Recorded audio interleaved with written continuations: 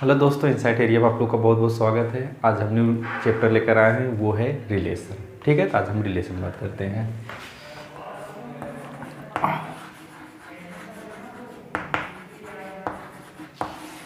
Okay, तो relation आज हम बात करेंगे। रिलेशन क्या होता है? तो रिलेशन आप जानते ही होंगे, बेसिकली इंटर में पढ़े भी होंगे। और रिलेशन माने जानते हैं हिंदी में संबंध होता है, किसी के बीच में क्या संबंध है, जो भी हो वही रिलेशन का आज हम यहाँ पे बात करेंगे। ओके, चलिए, तो हम सबसे पहले रिलेशन में हम जानने की कोशिश करेंगे कुछ जो है बेसिकली रिलेशन के पहले हम चलते हैं, बात करते हैं ऑर्डर पेयर क्या होता है।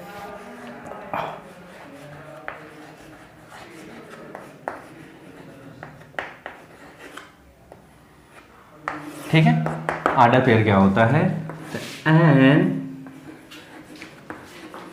Order pair consist two element in given fixed order. ठीक, अब ऑर्डर पेयर क्या होता है? An order pair consist two element in given fixed order. अब पेयर माने आप जानते हैं कि दो होता है। ठीक है, पेयर मतलब ये होता है। और ऑर्डर पेयर का मतलब कि कोई ऑर्डर में दो एलिमेंट लिखा गया हो। ठीक है, ना कि तीन एलिमेंट। अगर तीन रहेगा तो ऑर्डर थ्री, और ऑर्डर वहाँ थ्री लिखा जाएगा। ठीक है, तो पेयर मतलब आप जानते ही होंगे। और उसके बाद वो ऑर्डर जो होना चाहिए वो फिक्स्ड होना चाहिए। ठीक है, हम जो रिलेशन में पढ़ेंगे ना कि ऑर्डर हमारा मतलब जैसे कि ये नहीं कि आपका दे दिया गया है 2 3 4। ठीक है, अब ये क्या है? ये मेरा ऑर्डर पेयर नहीं है, क्योंकि यहाँ तीन एलिमेंट आ गए हैं। ओके, हमारा इसमें केवल कितना एलिमेंट रहना चाहिए? 2 एलिमेंट रहना चाहिए। ठीक है, और ऑर्डर पेयर को हम इस सिंबल से यहाँ पे डिनोट करेंगे। ओके, केवल उसमें 2 ही एलिमेंट होना चाहिए। चलिए हम एग्जांपल लेते हैं। जैसे हमारे पास एग्जांपल में लेट ए एंड बी कोई हमारे पास 2 सेट है। ठीक, हमारे पास ए एंड बी में कोई मतलब ए बी कोई 2 सेट है, और उसके जो एलिमेंट होंगे ए कामा बी सच दैट ए हमारा एम है एंड बी हमारा बी में। ओके, तो ऑर्डर पेयर को हम बेसिकली ऐसे लिखेंगे, नहीं तो आप इंटर में पढ़े होंगे कार्टेशियन कोऑर्डिनेट। उसमें क्या होता था, आप 2D में देखते थे ना, एक्स एक्सिस हो गया, अरे वाई एक्सिस। जैसे आपको कोई पॉइंट दे देता था 2 3, ये भी तो एक ऑर्डर पेयर ही रहता था ना। तब क्या करते थे, जैसे हम 1 हो गया, 2 हो गया, 3 हो गया, समथिंग जो भी हो, 1 2 3। ये पॉइंट कहाँ पे आता था? 3 यहाँ पे कहाँ पे है? ये लिखते थे ना। तो यही ऑर्डर पेयर यहाँ पे है रिलेशन में। ठीक है, अब हम लेकिन रिलेशन चैप्टर में हम जब यहाँ स्टार्ट किए हैं, अब इन दोनों के बीच में क्या रिलेशन है हम वो बात करेंगे। Okay,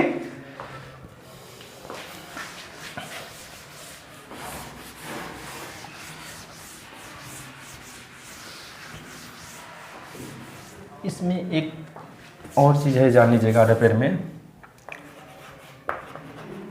equality of order pairs.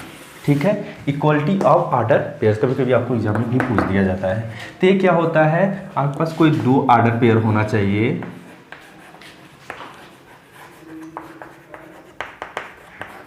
To order pairs, मान लीजिए आपके पास क्या है, A1 है, B1 है एंड A2 है और B2।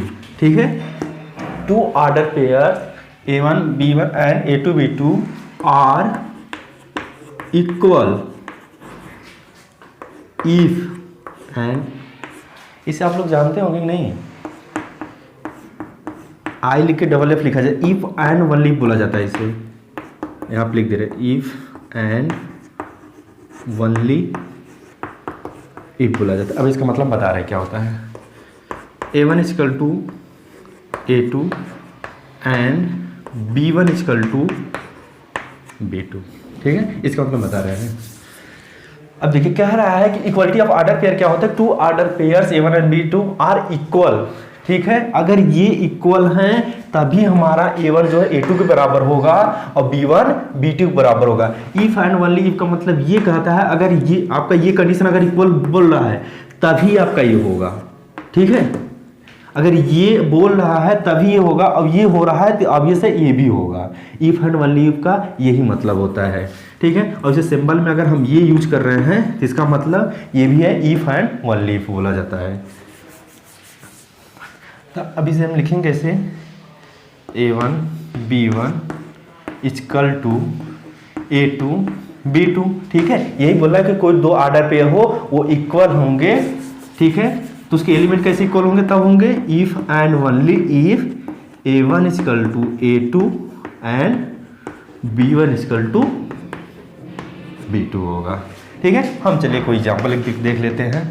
जैसे हमारे पास कोई दे दिया है 3A minus 1 2B plus 1 equal to मान लीजिए दे दिया आपका 2A प्लस 2 उसके बाद 3 दे दिया, ठीक है। हमारे पास कोई दो मतलब ऑर्डर पेयर दे दिया, वो इक्वल दे दिया। अब इसे हम सॉल्व कैसे करेंगे, हमें बोल दिया फाइंड आउट वैल्यू, A की वैल्यू क्या आएगी और B की वैल्यू क्या आएगी, ठीक है। अब जब हमें इक्वली बोल दिया है ऑलरेडी तो हम क्या करेंगे, ये एलिमेंट इस एलिमेंट के क्या लिखेंगे, इक्वल लिख सकते हैं ना। तो कब लिखेंगे, इफ एंड ओनली इफ, ये आप मत भूलिएगा। तभी आप इक्वल लिख सकते हैं जब इफ एंड ओनली इफ लिखेंगे तभी, नहीं तो नहीं लिख सकते। 3A minus 1 equal to 2A plus 2 है, एंड लिखिए कामा लिख दीजिएगा, 2B प्लस 1 इक्वल टू 3 है। कितना आ जाएगा, इस इधर लाइन आप डायरेक्ट कर लीजिए ना, A इक्वल टू 3 आ गया और B इक्वल टू क्या आ जाएगा 1, तब किए आगे। इक्वलिटी ऑफ ऑर्डर पेयर का कभी आपको क्वेश्चन पूछे तब इस टाइप लगाइएगा।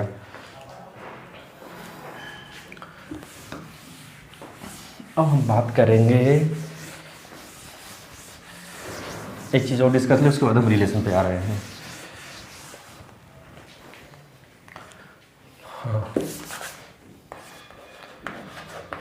कार्टेशियन प्रोडक्ट ऑफ सेट, ठीक। कार्टेशियन प्रोडक्ट ऑफ सेट के बारे में जानेंगे क्या होता है, ठीक है। इसमें भी क्या हमारे पास कोई दो सेट होना चाहिए। हम यहाँ पे ले लेते हैं, ले A एंड B भी टू नॉन एम्प्टी सेट होना चाहिए, ठीक। नॉन एम्प्टी सेट, ठीक है।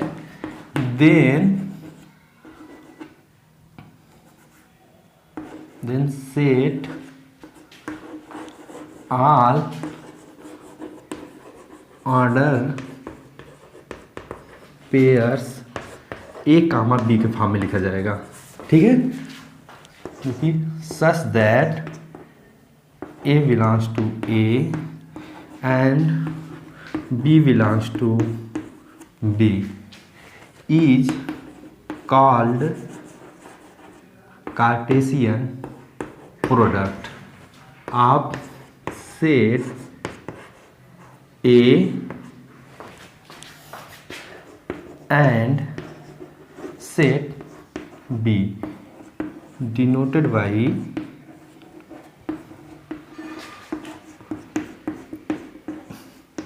ठीक है। कार्टेशियन प्रोडक्ट को हम क्रॉस से डिनोट करेंगे, ओके। चलिए अब इसे हम लिखेंगे कैसे, तो A cross B equal to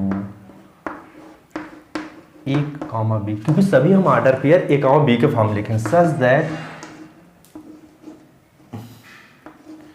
A belongs to A and B belongs to B.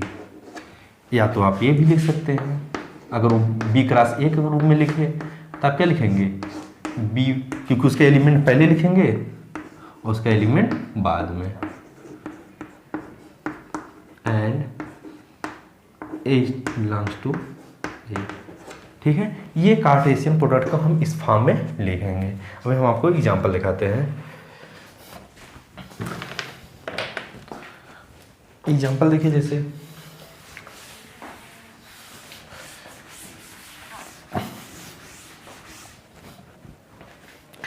हम मान लीजिए कोई हमारे पास एक सेट दिया है, उसमें हमें 1 और 2 एलिमेंट दे दिए हैं, और बी कोई हमारा दे दिया है x और y दे दिया है। ठीक है, ये क्रॉस का हम मल्टीप्लाई नहीं समझेंगे, प्रोडक्ट काम करेगा।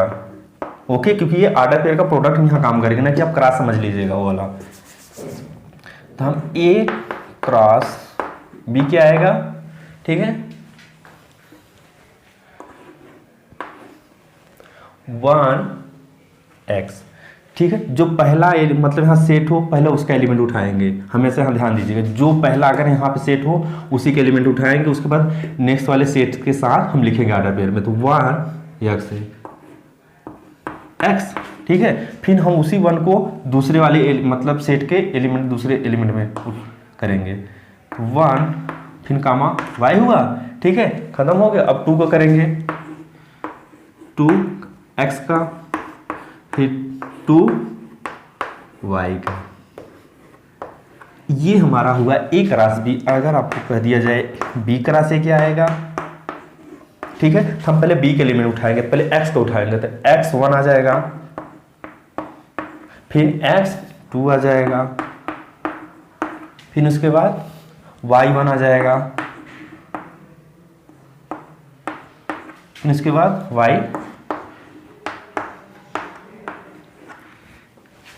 ठीक है।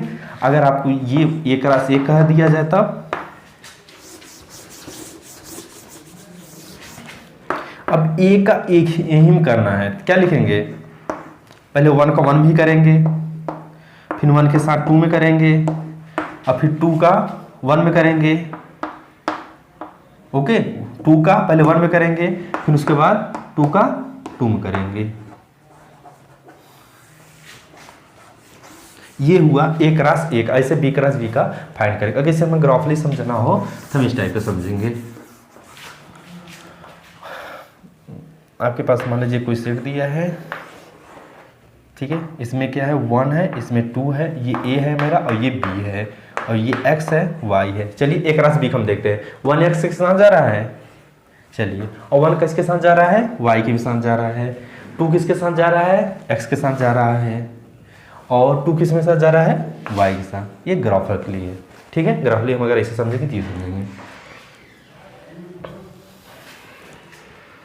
ये था मेरा कार्टेशियन प्रोडक्ट, आप सेट का कर रहे थे। और एक चीज़ और नोट कर लीजिएगा आप लोग कहीं पे, इफ अगर a मेरा 5 हो या b मेरा 5 हो, कोई एक अगर इसमें 5 हो, तो हमारा जो a क्रॉस b है प्रोडक्ट वो हमेशा 5 कर देगा। ओके, ये नोट कर लीजिएगा। और एक चीज़ और नोट कर लीजिएगा इसमें कि a क्रॉस जो b होगा कभी नहीं इक्वल होगा b क्रॉस a के।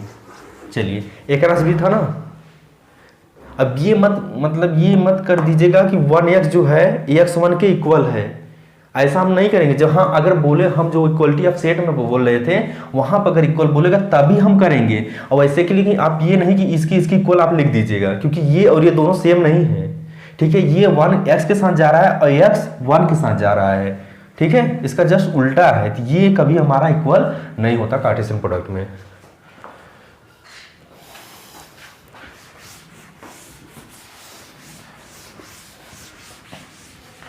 एक बेसिकली और हम बात कर ले थोड़ा सा आपको, इफ a एंड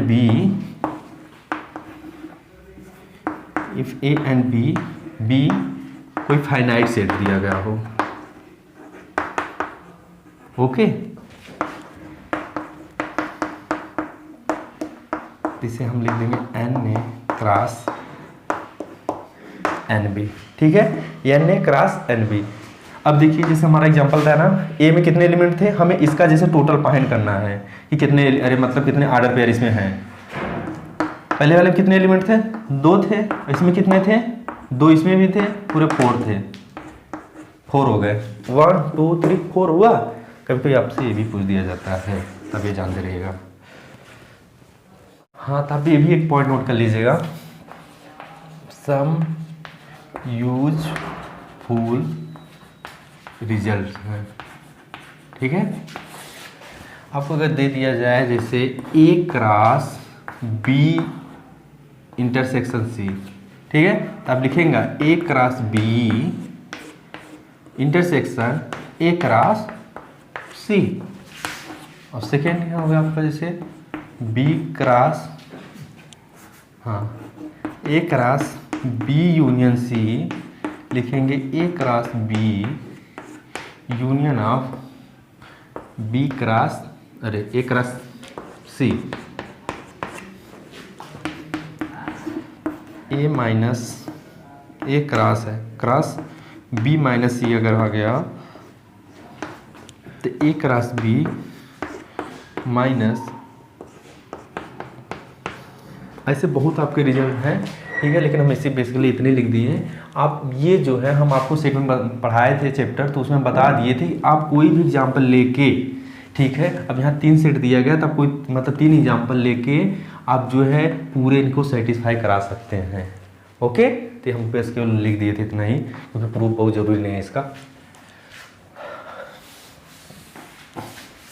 अब हम बात करेंगे जो मेन आपका टॉपिक है वो रिलेशन। चलिए तो हम स्टार्ट करते हैं रिलेशन।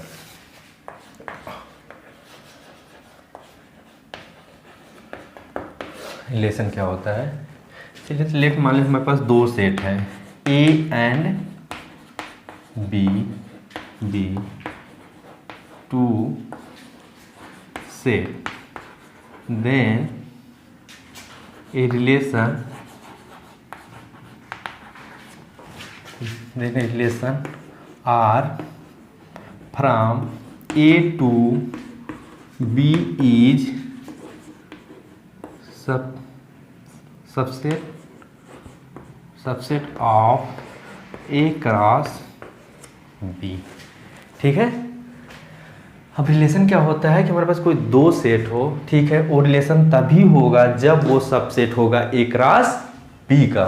अगर मेरा R जो है रिलेशन है, okay, from A to B में, तो if and only if R जो है हमेशा सबसेट होगा ए क्रॉस बी। ये पॉइंट आप नोट कर लीजिएगा कि जो रिलेशन होगा वो हमेशा सबसेट होगा ए क्रॉस बी का होगा। अगर 2 सेट दिया गया है तो अगर एक ही सेट दिया रहेगा तो हमारा ए क्रॉस ए का होगा। ठीक है, अगर 2 सेट दिया है तो ए क्रॉस बी का सेट होगा या बी क्रॉस सेट का, मतलब वो हमेशा कार्टेशियन प्रोडक्ट का सबसेट होगा, तभी वो हमारा रिलेशन होगा। ओके, अब चलिए हम इस पर कुछ आपको एग्जांपल दिखा देते हैं। और जैसे अगर हम इसे बेसिकली लिखना चाहें तो x, y, okay, belong to relation है, तो इफ एंड ओनली इफ आप ये भी लिख सकते हैं। ठीक है, अगर x बिलोंग्स टू r है तो इफ एंड ओनली x मतलब रिलेशन y में कुछ ना कुछ रिलेशन है। अगर हमको ये लिख दिया गया है does not belongs to r, तो इसका मतलब it and only x not relation y, मतलब x y में कोई रिलेशन नहीं है। अब हम एग्जांपल लेते हैं तो आपको कंफर्म हो जाएगा।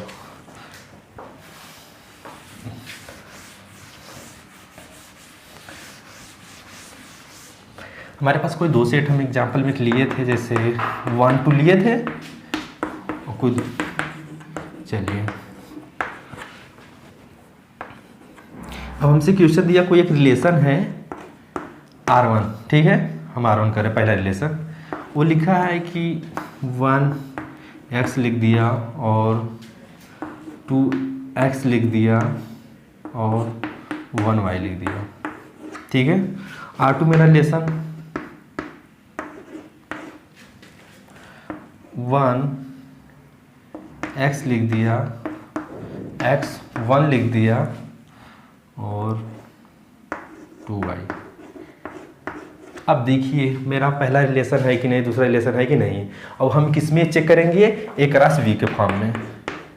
ठीक है, ए क्रॉस बी के फॉर्म में चेक करेंगे ये सबसेट है कि नहीं है। चलिए अब देखिए, जब ए क्रॉस बी हम निकाले थे तो क्या उसमें 1x था, हम लिख दे रहे हैं ए क्रॉस बी यहाँ पे कहीं पे। ए भी लिख दे रहे ना। एक रास बी में क्या आएगा, 1x आएगा, 1y आएगा, ठीक है, और उसके बाद 2x आएगा और 2y आ जाएगा, ठीक है। ये एक रास बी है। चलिए अब जो हमारा पहला रिलेशन है 1x बिल्कुल है, 2x है, हाँ ये भी है, और 1y है, हाँ ये भी है। तो ये हमारा पहला रिलेशन आपका हो गया कि हाँ इसमें रिलेशन है, क्योंकि ये सबसेट हो गया, R1 जो है सबसेट हो गया एक रास बी का, क्योंकि हम बोले थे वही रिलेशन होगा जो सबसेट होगा एक रास बी का होगा। अब चलिए हम R2 देखते हैं। 1x है, बिल्कुल है। अब यहाँ देखिए xy है, x1 है, इसमें है, नहीं है इसमें, ठीक है। 2y है, 2y है, लेकिन ये मेरा छूट गया, ये नहीं है। जब ये नहीं है तो ये मेरा रिलेशन नहीं हुआ, तो हम इसे लिखेंगे R1 not subset of A cross B. जब ये सेट में है ही नहीं है तो ऑब्वियस है कि इसमें कोई बीच में इसे पता नहीं कि इसके मतलब इसके इस एलिमेंट के बीच में क्या रिलेशन है, ठीक है। तो ये हुआ एग्जाम्पल। और एक क्वेश्चन हम और लिखते हैं, अच्छा एग्जाम्पल में लेते हैं।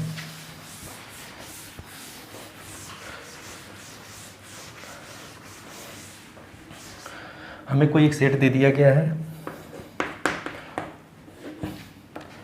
2 3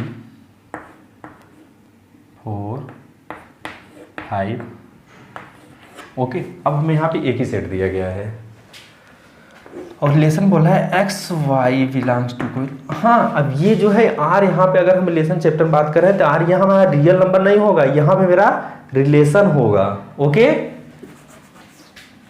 if and only if x बोल रहा है कि हम ग्रेटर देन वाई है, और फॉर ऑल एक्स वाई हमारा किसमें है, ए में है। अब यहाँ रिलेशन में बात कर रहा है और जो सेट लिया गया है वो एक ही सेट लिया है, ठीक है। वो दो सेट नहीं लिया, वो केवल एक ही सेट लिया। तो हम बोले चाहे एक सेट ले चाहे दो सेट ले, आपसे उससे कोई घबराने की दिक्कत न होना चाहिए। अब हमसे क्वेश्चन कहा कि एक्स वाई रिलेशन होगा तभी होगा जब हमारा एक्स जो है वाई से बड़ा होगा, और फॉर एक्स और जो एक्स वाई कहाँ पे हैं, दोनों ए में ही है। चलिए हम देखते हैं पहला मतलब रिलेशन लिख रहे हैं ना। अब कोई एक्स उठा लीजिए, 2 उठाइए, ठीक है, 2 उठाए ना, और वाई 3 उठा लीजिए। 2 3 अगर लिखे तो बड़ा है, नहीं है, हाँ 3 अगर 2 लेंगे, अब देखिए 3 जो है 2 से बड़ा है ना, और दोनों के एलिमेंट कहाँ पे हैं, एक ही है, क्योंकि एक्स वाई हम ए में बोले हैं, जिसके नाते ए ही पर है, ठीक है। चलिए हम दूसरा लेते हैं। 3 4, 3 4 तो होगा नहीं, तो हमारा होगा 4 3 होगा, क्योंकि x हमेशा ग्रेटर देन होना चाहिए। उसके बाद 5 4 होगा, बिल्कुल होगा। उसके बाद 5 2 होगा। उसके बाद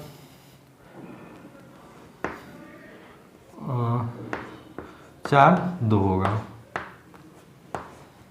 माने जितने भी x बड़ा हो y से वो सब के सब आ जाएंगे। देख लीजिए ये आया, सब सेटिस्फाई करेंगे रिलेशन ना। अब ये जो सबसेट होगा किसका होगा, क्योंकि सेट यहाँ पे एक ही दिया है, तो सेट किसका सबसेट होगा, एक रास ए का ही होगा, हम आपको बोले थे, ठीक है। अगर मतलब एक सेट और दिया रहता तो हम एक रास बी लिखते। अब ये जो है हमेशा इसका सबसेट ही होगा। तो ये था हमारा एग्जाम्पल। अब हम बात करते हैं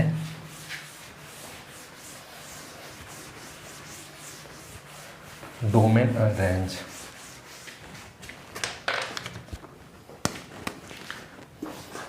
हाँ सेट में एक चीज़ और हम, अरे रिलेशन ऑर्डर पेयर में एक चीज़ और हम बोलने वाले थे, हम बोल नहीं पाए। जो ए और बी जो है, ये जो ऑर्डर पेयर लिख रहे हैं,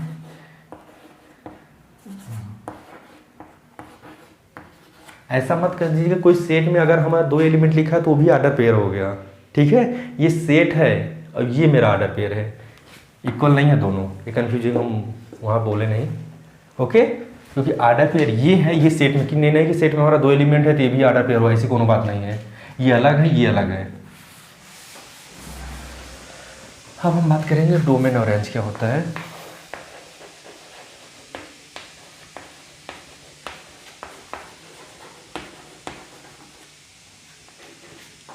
ऑन रिलेशन में, ठीक है। डोमेन और रेंज क्या होता है बेसिकली, कोई भी ऑर्डर पेयर दिया हो, जैसे ये भी दिया हो, ठीक है, जो ऑर्डर पेयर में फर्स्ट एलिमेंट हो, ठीक है, जो फर्स्ट एलिमेंट हो वही मेरा डोमेन होता है, और जो हमारा सेकेंड होता है वो हमेशा रेंज होता है। ओके, बस बेसिकली यही जाना, डोमेन आपका जो भी एलिमेंट फैला रहेगा वो हमारा डोमेन होता है, जो सेकेंड रहेगा वो हमेशा रेंज होता है। अगर आपको बी कहीं ए लिखा हो फिर भी आपका डोमेन ए ही रहेगा, यही रहेगा, बी रहेगा, और रेंज आपका क्या हो जाएगा, ए रहेगा। इसमें आप बिल्कुल मत कन्फ्यूज हो जाइएगा। चलिए इसे हम कोई क्वेश्चन लिख दिए आपको और बेसिकली समझ में आ जाए। जैसे दिया था ना 1 2 था और एक्स वाई था ना, हमारा कोई रिलेशन अगर दे दिया गया x 1x 1y 2x 2y, अब हमसे इसमें बोल दिया डोमेन और रेंज क्या होंगे इसके, ठीक है,